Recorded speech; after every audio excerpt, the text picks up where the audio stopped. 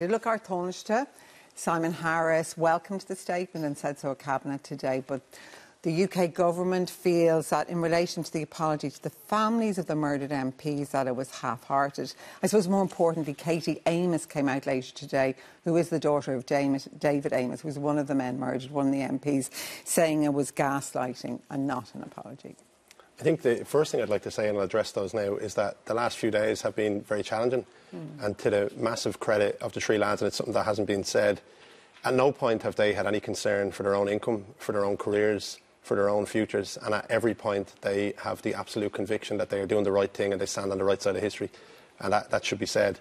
In terms of this, you said a video emerged. The video didn't emerge. There was a concerted campaign emanating from the US to analyse every single thing that NICAP have ever said in 7 years of performances. They've gigged to hundreds of thousands of people in about 20 countries, hundreds of gigs. And why this happened, and you mentioned it in the intro, is around what they said at Coachella. And what they said at Coachella was the right thing to say. It's something that we've said at Leeds Reading, at Glastonbury. We've said it in Dublin and Belfast. And what it is a message aimed at governments who are enabling the genocide in Gaza. And what really, really scared the state of Israel and what led to this campaign is the reaction of young people in America, young people who aren't willing to support a genocide and young people who have empathy and sympathy towards the Palestinian people. And I hear you on that, Danny. Let me come back on that. I suppose if we look at last night's statement, you said, let us be unequivocal in it. We do not and have never supported Hamas or Hezbollah. But, it's only last November, Daniel, when one of the band members was clearly heard and can be seen shouting, up Hezbollah, up Hamas. So I suppose that's what the current controversy is about. So even within the context of what you're saying, when is it ever right to say something like that? Well, we're in the space, I'll address those comments in a second. We're in the space now of moral hysteria and moral outrage. And you have a band being held to a higher moral account than politicians who are ignoring international law. Keir Starmer was an international lawyer. He said that Israel had a right to cut water and food into Gaza. They do not. Children are starving to death, and we're spending 6 or 7 days speaking about NICAP. We spent less than a day speaking about 50 executed medics. And what I'd say on your point there, it's not about whether somebody supports or condemns any group. That's not part of the discussion. But isn't it, in a way? I mean, for somebody, hang on, to say, up Hamas or Hezbollah, you even know many Palestinians feel they're victims of Hamas. And I suppose what's lost in this, why are the Palestinians where they are today? They're where they are today because there's been a wholesale denial of their rights as human beings on this planet. And to focus in and say to somebody, do you condemn or do you support, is away from the core message. And the core message should be, do you understand?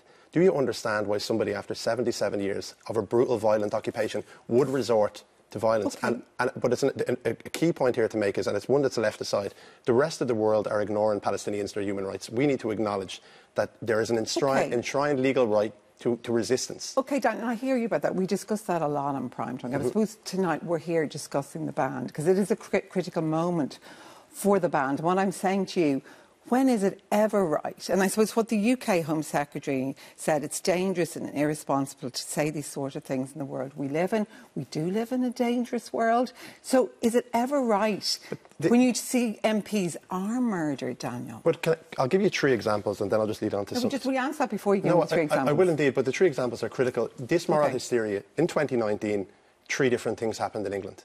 One of them was that the Daily Mail published a headline that said, put Jezza, it said kill Jezza, and a picture of Jeremy Corbyn in a coffin. There was then a video of the SAS in Afghanistan, which is online, using live rounds to fire at Jeremy Corbyn. And furthermore, there was what's that got to do with the band? I hear you, and I really appreciate you being here. But you're deflecting. I'm not deflecting at all. I'm asking you a direct question.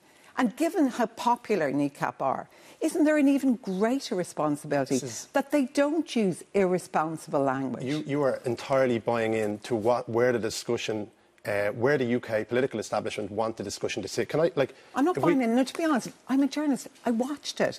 I do think if you're as well known as NICAP are, would you even say it was wrong to say things like up Hamas and up Hezbollah, and it's wrong to incite violence against MPs? The statement made that clear, and the idea that that was incitement to violence against an MP is ludicrous. It was taken entirely out of context. There are performers as part of a performance. If you were to look at dozens of comedians globally, and you were to take the script of their comedy act and remove six words from a comedy act and then lay it out in a headline and say that this was dangerous, you could do that to dozens of people. This was a concerted campaign, and the aim of this campaign is really important. It's not about NICAP. This has nothing to do with NECAP or something that NECAP may or may not have said. And it's solely about deplatforming artists. It's about telling the next young band, both through the music industry and through the political class, that you cannot speak about Palestine. What about, I suppose, the Eden Festival? I know they did cancel a thing today. Are you worried about Glastonbury, and have you heard anything from Glastonbury? It's not for us to worry. It's for us to have the strength of conviction that we did the right thing. All of this comes back. But you're not saying it was the right thing to say up en masse. It was the right thing to go to Coachella, and all of this has emerged directly from that.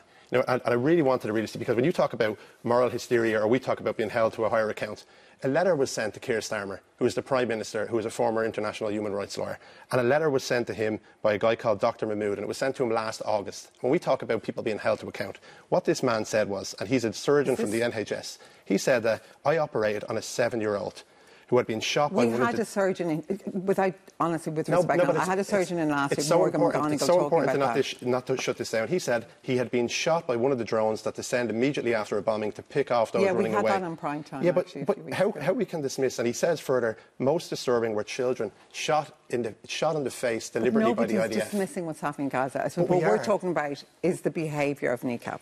And this is the whole thing. This is a total distraction.